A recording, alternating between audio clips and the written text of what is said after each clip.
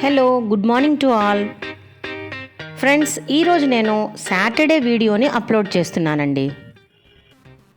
పిల్లల కోసం, మా కోసం మేమేమేం మెనూ ప్రిపేర్ చేసుకున్నామో మీతో షేర్ చేయబోతున్నాను. పొద్దున్నే ఈ బోండాలు ఎందుకు చేశానంటే, అమ్మకు తిరగమాతేసిన మజ్జిగ పులుసులో బోండాలు వేసుకొని తినడం అంటే చాలా ఇష్టం అండి. అందుకే తొందరగా చేసి అమ్మకు క్యారీ తీసుకెళ్ళిపోతున్నానండి. తనకిష్టమైన ఈ వంటని పొద్దున్నే చేసేసాను. అలాగే పిల్లల కోసం బెండకాయ ఫ్రై చేశానండి. దీన్ని రైస్తో కలిపి లంచ్ బాక్స్ ఇచ్చేస్తాను.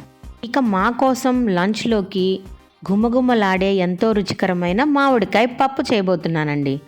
దానికి గాను అన్నీ సిద్ధం చేసుకున్నాను. ముందుగా కందిపప్పుని బాగా వాష్ చేసుకున్నాను.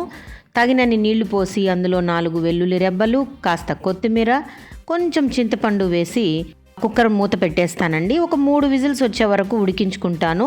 పప్పు బాగా ఉడకడానికి 1 స్పూన్ ఆయిల్ కూడా యాడ్ చేస్తున్నాను. పసుపుని తిరగమాతలో యాడ్ చేస్తాను. ఇప్పుడు మామిడికాయని, ఉల్లిపాయని, టమోటాలని అన్నిటిని కూడా కట్ చేసి ముక్కలుగా పెట్టేసుకుంటానండి. ఈలోపు మన పప్పు ఉడికిపోతుందనమాట. ఉడికిన పప్పుని మెత్తగా మ్యాష్ చేసేసుకుంటాను. ఇప్పుడు తిరగమాత రెడీ చేసుకుంటున్నానండి.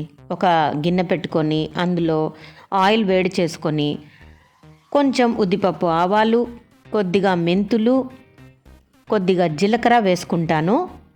ఇవన్నీ కూడా బాగా వేగనిస్తానన్నమాట. ఇవి వేగాక గుప్పెడు కరివేపాకు, 2 ఎండుమిర్చి తుంచి వేసుకుంటున్నాను. ఈ ఎండుమిర్చి మంచి ఫ్లేవర్ ఇస్తుంది. అలాగే ఒక 2 పచ్చిమిర్చిని కూడా తుంచి అందులో వేసుకుంటానండి. ఇవన్నీ కూడా బాగా వేగనిస్తాను. పోపంతా కూడా బాగా వేగాక కట్ చేసి పెట్టుకున్న ఉల్లిపాయ ముక్కల్ని కూడా వేసి బాగా వేగనిస్తాను. కరకర అనకుండా మెత్తగా ట్రాన్స్పరెంట్గా ఉల్లిపాయలు అయ్యే వరకు వేయించుకోవాలి. ఇప్పుడు ఇందులో పసుపు వేసుకుంటాను. ఉల్లిపాయలు త్వరగా వేగడానికి చిటికెడు సాల్ట్ను కూడా యాడ్ చేస్తాను. ఇవన్నీ బాగా కలుపుకున్న తర్వాత కట్ చేసి పెట్టుకున్న టమోటా, మామిడికాయ ముక్కల్ని కూడా అందులో వేసేస్తానండి. సమ్మర్ అంటేనే మామిడికాయ స్పెషల్ అండి.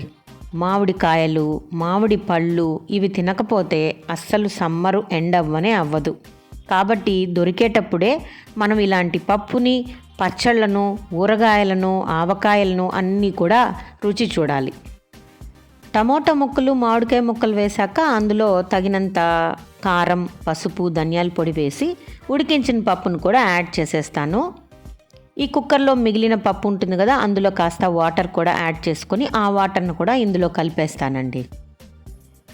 అంతా చక్కగా కలుపుకున్నాక పప్పుని పలచన చేసుకొని బాగా ఉడకనివ్వాలి.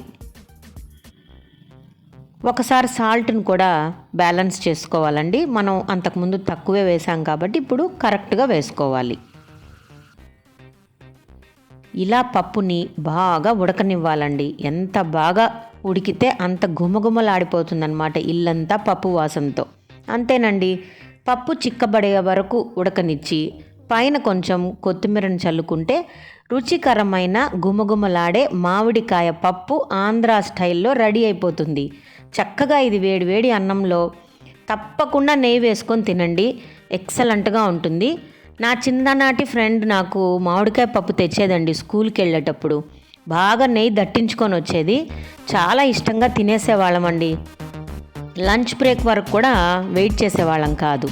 ఇక వేసవి కాలం వచ్చేసిందిగా, డ్యూటీ ముగించుకొని ఇంటికి వచ్చేటప్పుడు కూల్గా షర్బత్తులు తాగి ఇంటికి వచ్చేసాం. వీడియో నచ్చినట్లయితే లైక్ చేసి షేర్ చేయండి. Bye bye.